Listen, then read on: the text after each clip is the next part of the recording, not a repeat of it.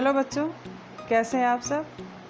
आज मैं क्लास 10 विषय SST हिस्ट्री लेसन 1 यूरोप में राष्ट्रवाद का उदय, इस टॉपिक को बहुत ही सरल और कम शब्दों में समझाने का प्रयास करूंगी, जिससे कि आपको आसानी से चैप्टर के जो इसका मेन विषय है वो आपको समझ में आ सके। तो सबसे पहले हम देखते हैं पहला लेसन, यूरोप में राष्ट्रवाद का उदय। जैसा कि दिया गया है राष्ट्रवाद, तो हमें सबसे पहले ये समझना होगा कि राष्ट्रवाद क्या है।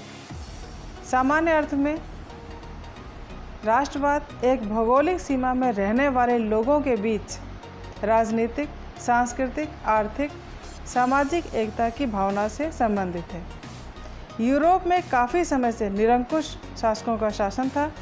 यूरोप के मध्य व पश्चिमी भाग के शासक जनता पर मनमाना शासन करते थे। जनता भी इनके व्यवहार से पूरी तरह परेशान हो गई थी। वह इन शासकों से स्वतंत्र होना चाहती थी। इनका विरोध करने के लिए सर्वप्रथम यूरोप का देश फ्रांस अग्रसर हुआ। फ्रांस के विरोध करने का परिणाम यह हुआ कि वहाँ शासकों की निरंकुशता समाप्त हुई व लोकतंत्र की स्थापना हुई। फ्रांस ने यूरोप के अन्य राष्ट्रों में भी लोकतंत्र की स्थापना के लिए हर संभव मदद व प्रयास किए। अपने देश में फ्रांस ने एक नए झंडे का चुनाव किया, एक मानक मापन प्रणाली लागू की। इन व्यवस्थाओं से प्रेरित होकर यूरोप के अन्य देश भी फ्रांस के साथ हो गए। फ्रांस ने जैकोबिन क्लब की स्थापना की। नेपोलियन ने एक नागरिक संहिता बनाई। नेपोलियन यूरोप के जिन देशों में जाता था, चाहे वह इटली हो या स्विट्ज़रलैंड या फिर अन्य देश, वहाँ नागरिक संहिता लागू कर देता था। इन्होंने एक ऐसे नियम समाप्त कर दिए जिससे जनता बहुत परेशान थी, जैसे सामंती व्यवस्था आदि। इन्होंने एक मुद्रा का चलन प्रारंभ किया। यूरोप में राष्ट्रवाद के निर्माण के लिए 4 प्रमुख तथ्य सामने आए। पहला, यूरोपीय समाज की स्थापना। दूसरा, रूढ़िवाद। नंबर 3, उदारवादी राष्ट्रवाद। और नंबर 4, क्रांतिकारी।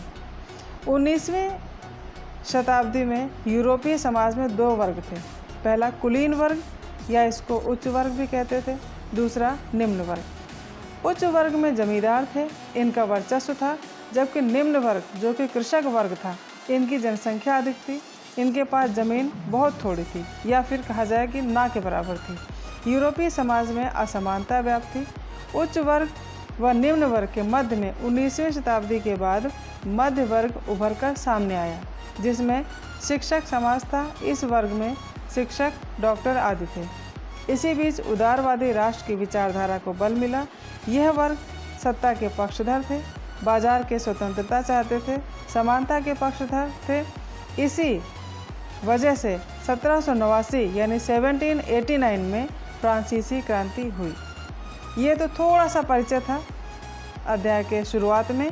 बाकी अगले वीडियो में मैं आपको पूरे चैप्टर को रीड करके और आपको दिखाकर बताऊंगी, जिससे कि आपको कहीं भी कोई भी बिल्कुल शंका नहीं होगी कि आपको कहाँ से बताया जा रहा है, कहाँ से पढ़ाया जा रहा है। आपको दिखाकर पूरा वीडियो समझाया जाएगा, और तब तक आप इसको समझिए, पढ़िए और अगले वीडियो का इंतज़ार कीजिए। Thank you.